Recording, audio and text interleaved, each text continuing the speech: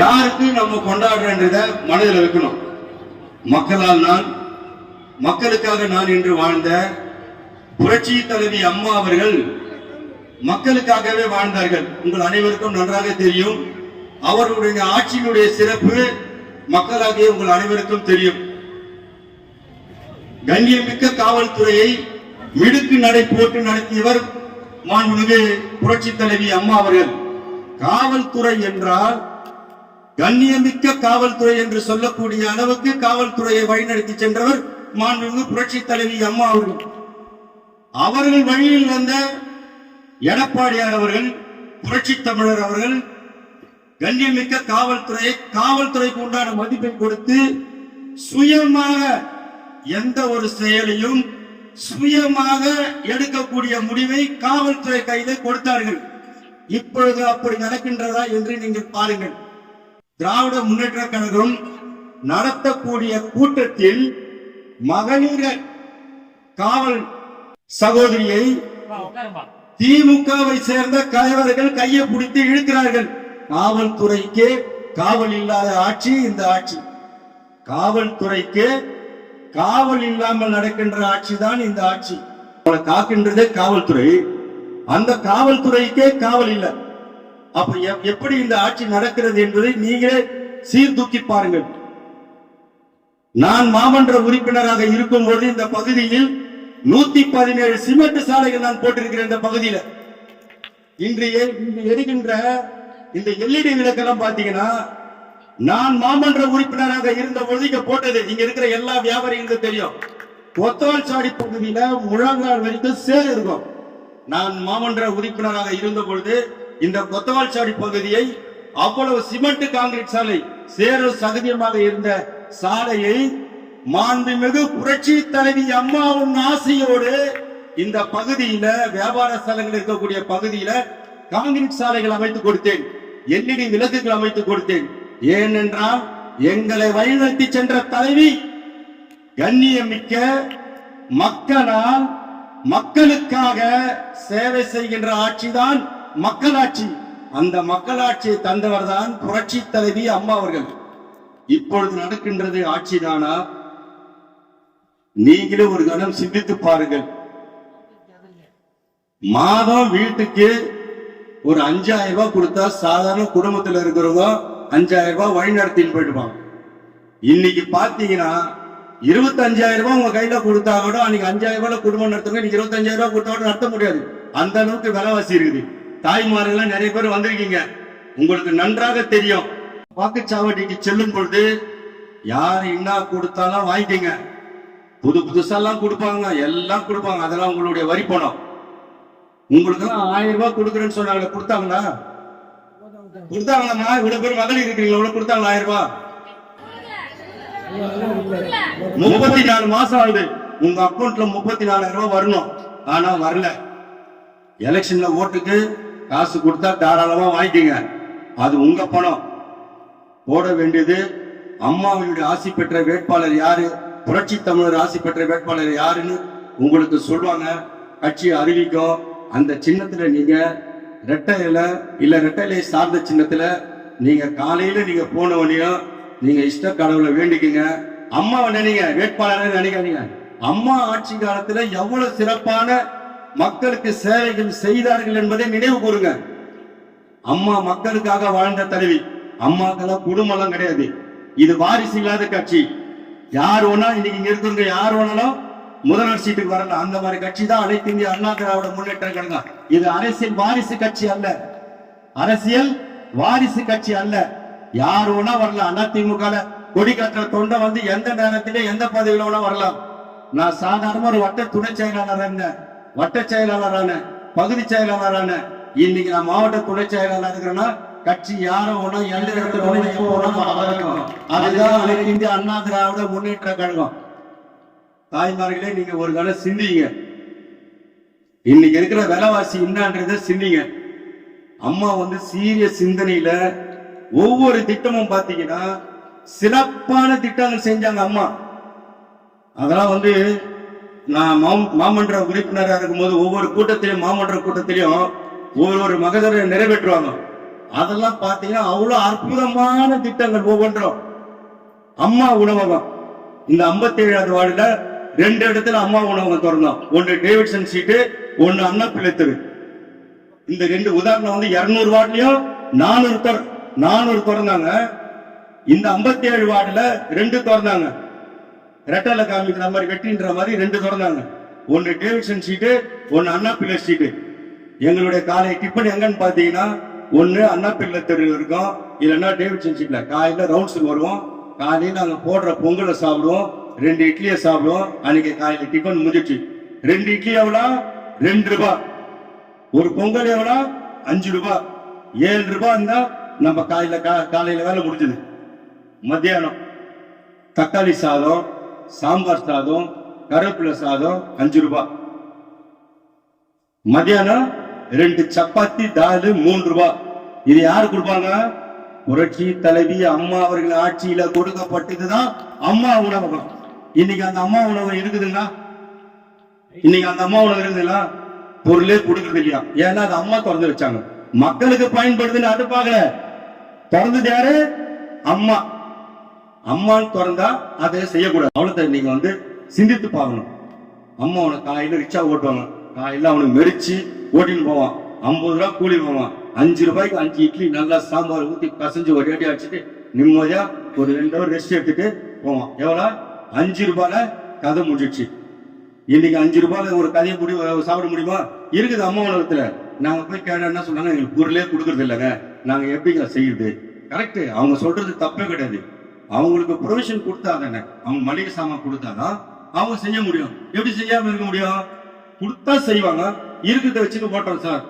நாங்க கொடுத்ததுல பாதி கூட இப்ப கொடுக்கறது இல்லை அம்மா உணவகத்துல. சில அம்மா உணவகத்தை ஆட்சிக்கு வந்த 3வது ஆட்சி வச்சிட்டாங்க. போர்டு கிட்ட தான் ஆட்சி. இதாவது ஒரு நிமிஷம் சிந்திச்சு பார்க்கணும். இந்த திட்டம் மக்களுக்கு பயன்பட்ட திட்டத்தை நம்ம உணர செஞ்சா இந்த ஆட்சியை பாராட்டுவாங்க. பரவாயில்ல, அவங்க செஞ்சாங்கப்பா, இவங்க அதை ஃபாலோ பண்ணி நல்லா செய்யறாங்கப்பா, என்ன சொல்லுவாங்க? ஆட்சியை பாராட்டுவாங்க. அம்மா கொண்டு வந்த திட்டத்தை இருக்கக்கூடாது. அதனால வந்து சொல்ல போனா நிறைய செய்யலாம். பள்ளியில படிக்கிற மாணவன் வந்து நம்ம இங்க பாத்தீங்கன்னா பக்கத்துல எல்லாமே, அதாவது நியர்பை நம்ம கூடவே இருக்கிற இடத்துல இங்க பள்ளிக்கூடங்கள்லாம் இருக்கு சுத்தி. கிராமப்புறங்கள்ல இருக்கிற பசங்க எல்லாம் பாத்தீங்கன்னா பல மைல் தூரம் கைனில நடந்து யூனிஃபார்ம்ல சேராயி வேர்க்க விறுவிறுக்க நடந்து போனோம். வேர்க்க விறுக்க நடந்து போய் பள்ளிக்கு நேரத்துக்கு போக முடியல. அதனால என்ன பண்ணாங்க, விலையில்லா சைக்கிள் கொடுத்தாங்க. விலையில்லா சைக்கிள் யாரு கொடுத்தாங்க? தரத்தை பிரிச்சாங்களா? இல்ல, எல்லா பள்ளி மாணவர்களுக்கும் விலை இல்லாமல் சைக்கிள் கொடுத்தாங்க. ஏன்னா பள்ளிக்கு வந்து குறித்த நேரத்துல இவங்க பள்ளிக்கு பயில போகணுன்றதுக்காக, குறித்த நேரத்துல பள்ளிக்கு செல்ல வேண்டும் என்பதற்காக விலை இல்லாம சைக்கிள் கொடுத்தாங்க. 36 வகையான பள்ளி மாணவர்களுக்கு விலை இல்லாமல் பாட புத்தகம், நோட்புக்கு, பென்சிலு, கிரேயான்ஸ், ஜாமெட்ரி பாக்ஸ் இதெல்லாம் போட்டு சுமக்கக்கூடிய ஒரு தோல் பை எல்லாமே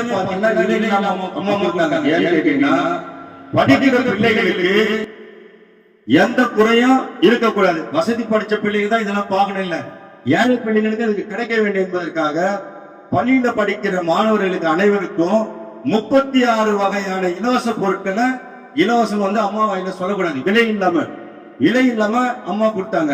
இது மட்டுமா செஞ்சாங்க? மடிக்கணினி, லேப்டாப் கனவுல கூட ஏழை தாய்மார்கள் தம் பிள்ளைகளுக்கு வாங்கி கொடுக்க முடியவில்லை நினைச்சு பார்க்காத அளவுக்கு பிள்ளைகளுக்கு லேப்டாப் வாங்கி கொடுத்தாங்க. எல்லாருக்கும் தரமே கிடையாது. எல்லா பிள்ளைகளுக்கும் எந்த ஜாதி மதம் எதுவுமே இல்லை, எல்லா பிள்ளைகளுக்கும் லேப்டாப் கொடுத்தாங்க. நான் இந்த பகுதியில மாமன்ற உறுப்பினராக இருக்கும்போது கவர்மெண்ட் எய்டட் ஸ்கூல்ல விலையில்லா சைக்கிள், விலையில்லா மடிக்கணி நாங்க தான் கொடுக்க போவோம். அந்த மாரிமுத்தான கூட வருவாங்க, எங்க கூட போய் எல்லாருக்கும் நாங்க கொடுப்போம். ஒரு மாமன்ற உறுப்பினர் தரத்தை உயர்த்த வேண்டும் என்பதற்காக அல்ல, பள்ளி மாணவர்களுக்கு விலை இல்லாமல் ஒரு பொருளை கொடுக்க வேண்டும் என்பதை சீரிய சிந்தனையில் உருவான திட்டம் தான் மடிக்கணினி திட்டம். ஏன்னா லேப்டாப் இருந்தா எல்லாம் நிகழும். நம்ம பிள்ளைங்க வந்து படிப்புல சிறந்து விளங்க வேண்டும் என்பதற்காக லேப்டாப் கொடுத்தாங்க. அது மட்டும் தான் கொடுத்தாங்களா? +2 படித்த மாணவர்களுக்கு, கல்லூரி படித்த மாணவர்களுக்கு 4 கிராம் தங்கம் 50,000 ரூபாய் பணம் விட்டாங்க. இன்னைக்கு தங்கத்தை நினைச்சு பார்க்க முடியுமா? நீங்க 4 கிராம் தங்கம் 50,000 ரூபாய் பணம் நினைச்சு பார்க்க முடியுமா? பிள்ளைகளுக்கு, படிச்ச பிள்ளைகளுக்கு எல்லாம் அம்மா செஞ்சாங்க. இதெல்லாம் அம்மா செஞ்ச திட்டம். இந்த ஆட்சியில செய்த திட்டங்களை இன்னும் யாருன்னா இந்த ஸ்டேஜ்ல சொல்லுங்க, இல்ல நாங்க மக்களுக்கு இது செஞ்சிருக்கோம் சொல்லுங்க. அம்மாவுடைய ஆட்சியின் சிறப்பு ஒவ்வொன்றும் தாய்மார்கள் சிந்திக்க வேண்டும். பிரயாணத்துக்கு போறாங்க, ஒரு கை குழந்தை தூக்கின்னு போறாங்க, அந்த குழந்தை அழுவுது, ஒரு பால் கொடுக்கணும். பப்ளிக்ல கொடுக்க முடியுமா? பஸ் ஸ்டாண்ட்ல தனியா ஒரு அறை, பால் ஊட்டும் அறைன்னு அம்மா சிந்திச்சு கொடுத்தாங்க. பால் ஊட்டும் அறை, ஒரு மகளிர் ஒரு பஸ் ஸ்டாண்ட்ல போனா அவங்க கதவை சாத்திக்கின்னு அந்த குழந்தைக்கு பால் ஊட்டலாம். இதெல்லாம் யார் சிந்திக்க முடியும்? ஒரு தாயால தான் இதெல்லாம் சிந்திக்க முடியும். நம்ம அம்மான்னு சொல்ற அந்த தாய் ஒவ்வொன்றும் சிந்தித்து சிந்தித்து சிந்தித்து சிந்தித்து மக்களுக்காகவே தன்னை அர்ப்பணித்த தாய் புரட்சி தாய் அம்மா அவர்கள். அது மட்டுமா? இன்னைக்கு சொன்னா நாளைக்கு காலையில் வரைக்கும் நம்ம பேசிட்டே இருக்கலாம். அம்மா செஞ்ச திட்டங்கள் ஒவ்வொன்று. ஒரு தாய் கருவறையிலிருந்து கல்லறைக்கு செல்லும் வரை அனைத்தும் விலை இல்லாமல். ஒரு சாவு பொதிக்க போனா 10,000 கூட 20,000 ரூபாய் கொடுப்பான். அந்த சாவு பொதிக்கிறது கூட காசு வாங்க கூடாதுன்னு சொன்னது புரட்சி தலைவி அம்மா அவர்கள். ஒரு தாய் கர்ப்பமுற்றா ஒவ்வொரு 3 மாசத்துக்கு, 6 மாசத்துக்கு, 9 மாசத்துக்கு, 10ஆம் மாசம் வரைக்கும் அம்மா பணத்தை கொடுத்தாங்க, ஊட்டச்சத்து கொடுத்தாங்க. அவங்களை கவனிப்பதற்கு ஒவ்வொரு திட்டமாக ஒவ்வொன்றாக அறிவித்தார்கள். மருத்துவ கிளினிக், நீங்க இருக்கிற இடத்துக்கு மருத்துவ கிளினிக் திறந்தாங்க. இனி எல்லாத்தையும் மூடிட்டாங்க. ஒவ்வொன்றா அம்மா செஞ்ச சாதனை திட்டங்களை எல்லாத்தையும் மூடிட்டாங்க. குழந்தை பிறந்தா 16 வகையான பெட்டக பெட்டி கொடுத்தாங்க அந்த குழந்தைக்கு. அதுல கிளிகிளிப்பு, ஒரு சோப்பு, சீப்பு, ட்ரெஸ் எல்லாமே ஒரு பெட்டி. குழந்தை பிறந்தவனே ஒரு பெட்டி. அம்மா பிறந்த நாளுன்னா அந்த அன்னைக்கு பிறக்கிற குழந்தைங்களுக்கு எல்லாருக்கும் தங்க மோதிரம். இதெல்லாம் யாரெல்லாம் செய்ய முடியுமா? ஒவ்வொன்றும் அம்மா செஞ்ச சாதனைங்க. அவ்வளவு அளவற்ற சாதனைகளை செஞ்சிருக்காங்க அம்மா. மினி பஸ், பஸ்ல போய் நெருக்கின்னு போறாங்கன்னு மினி பஸ், மகளிருக்குன்னு பஸ். இதெல்லாம் அம்மா ஆட்சியில வந்ததுதான்.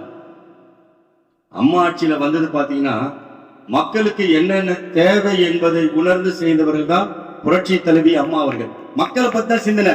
அவங்களுக்கு குழந்தை குட்டியை பத்தி எல்லாம் சிந்தனை இல்லை. குழந்தை குட்டியில யாரு? நீங்க தான்.